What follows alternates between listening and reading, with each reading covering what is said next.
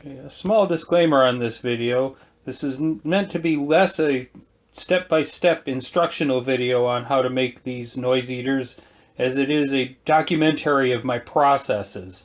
That said, if you understand how to use hand tools and follow along, you could make a version of these anyway.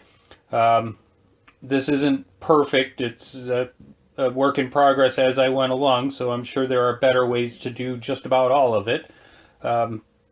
Feel free to experiment if my way doesn't make any sense to you, or if it doesn't seem like the best idea. These are a version of the Roland NE10 noise eaters, but they're not an exact replica. And so I cannot guarantee that they work the same or as well as the noise eaters. But I do have about $100 sunk into this project, and I have enough noise dampening pads to dampen the noise of 5 E-drum foot pedals. Okay, to make the noise eaters for the drum pedals, I got 12 by 24 welcome mats from the Dollar Tree. I got dog's toy balls from the Dollar Tree as well. Super glue from the Dollar Tree. Gorilla tape. I got 16th inch neoprene sheeting from Amazon, and a 24 by 48 composite aluminum sign blank also from Amazon. You can see I've already cut some of the balls in half. I got 18 of them total. The dimensions of the noise eaters from Roland are 20 inches by 9 inches. So I have to cut everything down. I'm going to use a rotary tool to cut the sign material into the sizes that I need, and I'm using a razor knife, a utility knife, to cut the balls. I didn't cut 2 of the balls so that I can show you how some of the tricks I found for cutting them to try and find the seam. Okay, the trick I found for cutting the tennis balls, the dog toys, is, see this seam, this prominent seam around here? That's actually not the seam of the tennis ball. It turns out that runs basically perpendicular to the seam where the two halves are joined together. You may be able to see the slight dimpling along there, perpendicular to that prominent seam. That's what I'm looking for. That's where the actual seam is.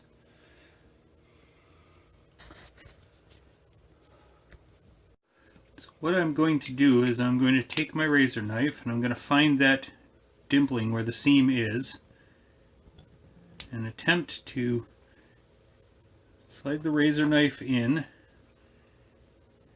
and then follow the seam as best I can, turning the ball and not the razor knife, for a few inches. Then I will pull it open so that I can get a look inside. And if it tears a little bit, that's actually a good sign. That means that you're right along the seam. And I can't show you this with the phone yet, but I can actually see the seam in here, and that will allow me to cut down along there, right along the seam.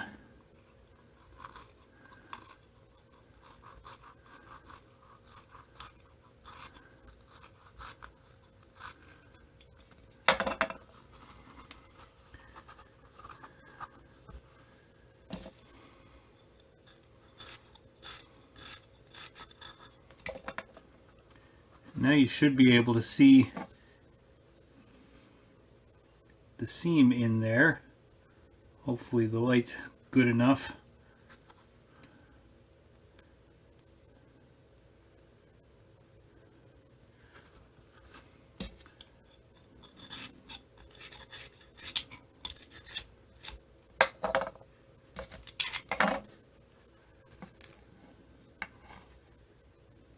There you should be able to see where I've cut out, where I'm cutting right along the seam, and you can perhaps see over here. I'm not very good at this yet. See over here where I've kind of missed the seam along this edge. But that's okay, as long as there's enough flat surface to be able to hold a couple of drops of super glue just to hold it in place, because I'm going to super glue these to the aluminum plate and then I'm going to Gorilla Tape them on anyway.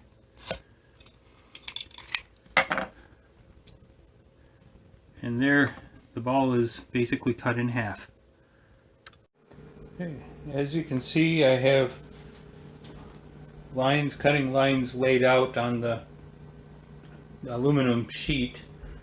And you can see that there's one that's long and rectangular, two that are shorter and rectangular, and one that's almost square. That's because this one I'm going to use to make a double pedal holder for the hi-hat and second kick pedal. Then these two are for regular hi-hat and kick pedals, and this one, the long one, will be for a beater kick pedal with a kick pad. So I'm actually going to make enough for 4 different pedals. That's why I needed 18 half tennis balls. I'm going to use 4 along each side and then 4 in the center of this one. I won't bore you with the details of cutting along the straight lines with the rotary tool. I'll just come back to the next step after I get this cut. So this is what I ended up with after I cut them with the rotary tool. I ended up with a surprising amount of black plastic dust, but I just threw them in the bathtub and rinsed them off, dried them off, and that seemed to work really well. Ran a piece of sandpaper, I had 240 grit handy, down the edges just to clean up the edges a bit, because I'm not too worried about the edges because they're going to be covered with Gorilla Tape anyway. So next I'm going to cut the mats to go on top of it. I'm going to use the smallest one as a template for the first mat, and then cut the rest of them using that basically as a template. You may be able to see on these mats that there's a lighter gray side and a darker side. The darker side is slightly fuzzier, and I'm going to use some Velcro, small pieces of Velcro on the pedals to attach them to this. So I'm going to use the fuzzier side to glue the lighter side down and the darker side up. This piece turned out slightly smaller than the other piece,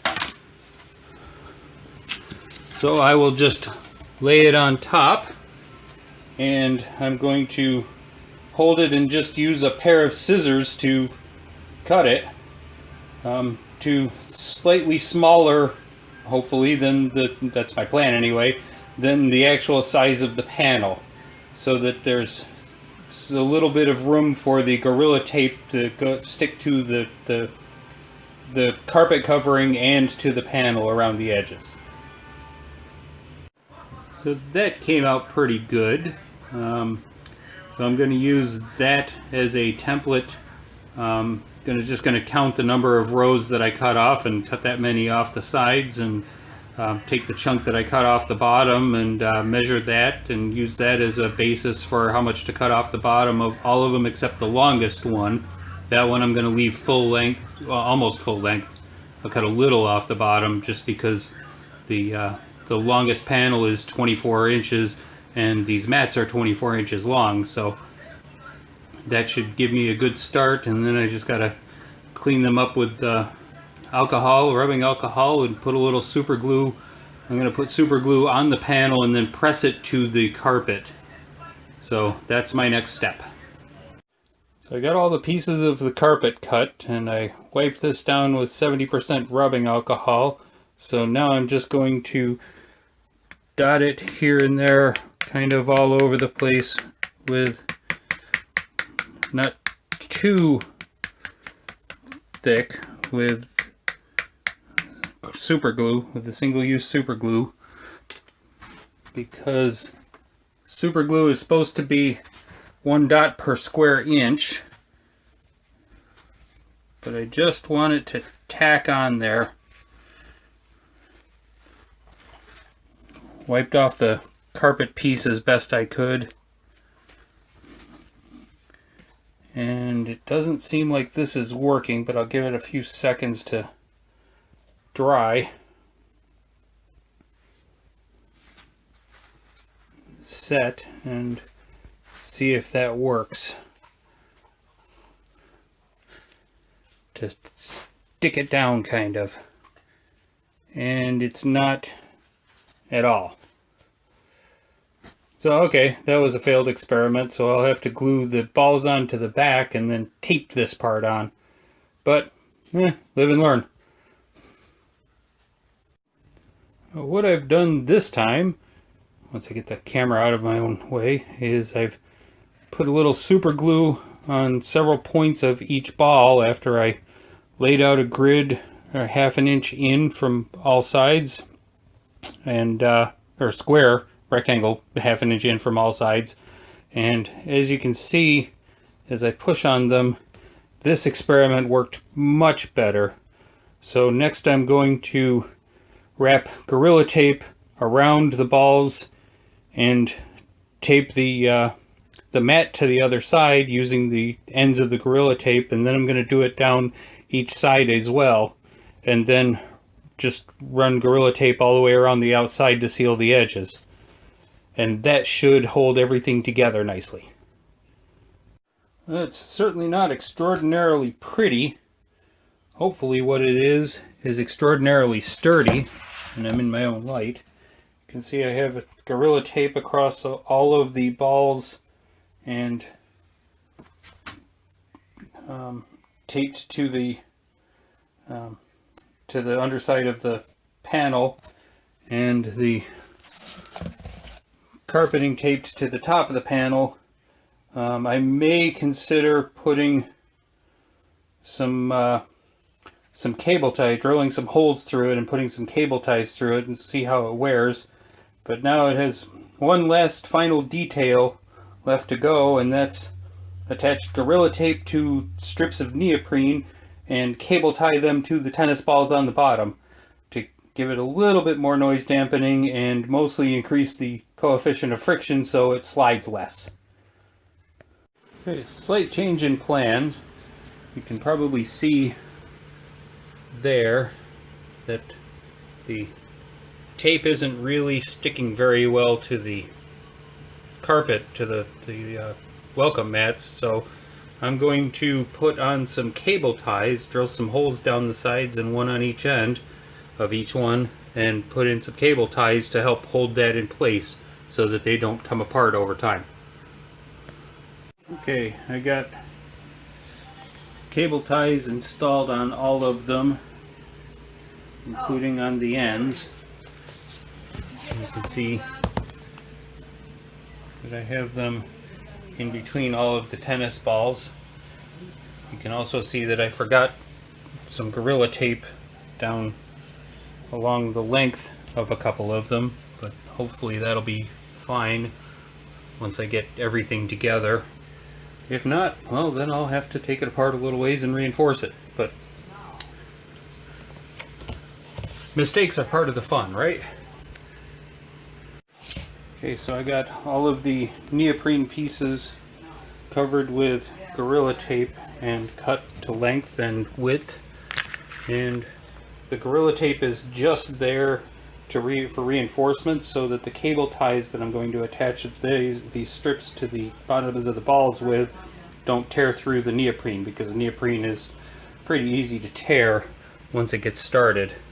So I'm just going to cut slits in them and cut slits in the balls and attach these to the bottoms of them, and hopefully that increased coefficient of friction on the neoprene will let me reduce skidding so they don't slide as easily. The Gorilla Tape, it doesn't have to be real pretty or anything. It's just there.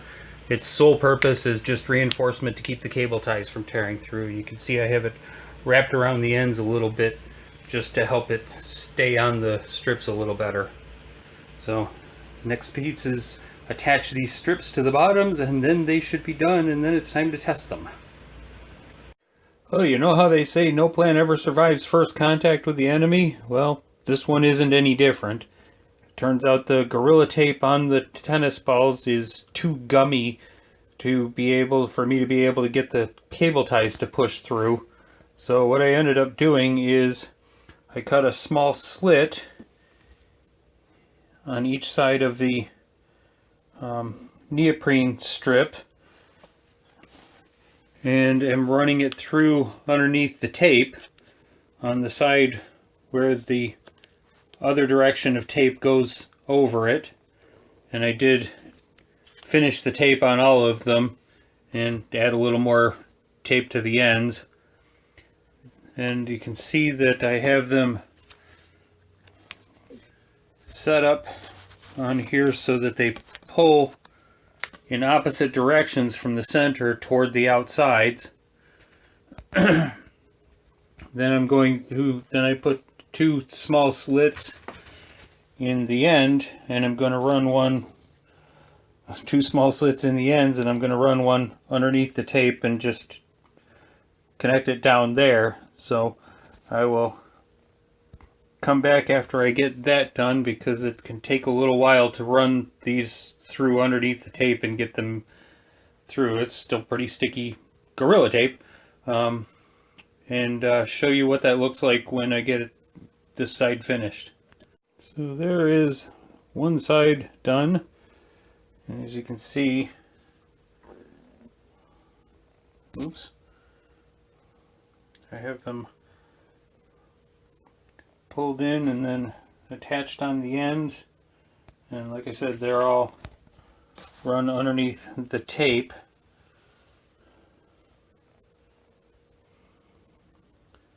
So it's the tape that's going to hold the whole thing together. Just the cable ties attach it to the tape. So once I get the rest of these put on in a similar fashion, then I can test them, which I'm not going to bother doing a video of that, partly because it's going to be very subjective, and partly because you won't really be able to see anything, because my wife will actually go upstairs to the apartment upstairs with our neighbors, and I will talk to her over the phone, and she will listen for the thumping. Okay, I did the test on these, having my son actually go upstairs and listen while I thumped on the floor and then thumped on these downstairs, and it turns out on bare floor, like tile or bare wood, the difference was negligible at best.